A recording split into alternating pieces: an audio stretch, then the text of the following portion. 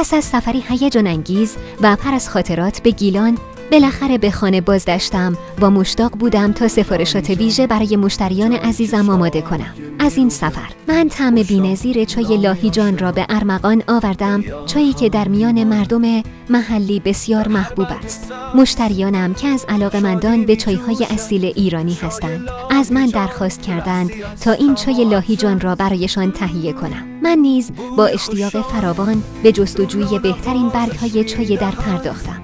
چای لاهیجان بشرا با عطری دلپذیر و طعمی بی‌نظیر آماده شد تا لحظات آرامش بخشی را برای مشتریانم رقم بزند. این چای با رنگی طلایی و طعمی ملایم و دلچسب تجربه‌ای فراموش نشدنی را ارائه می‌دهد. با هر قوری چای داستان سفرم را برای مشتریانم بازگو می‌کنم و امیدوارم که این نوشیدنی گرم همراه با خاطرات لاهیجان لحظاتی خوش را برایشان به ارمغان بیاورد. اکنون با افتخار این چای لاهیجانی را تقدیم می‌کنم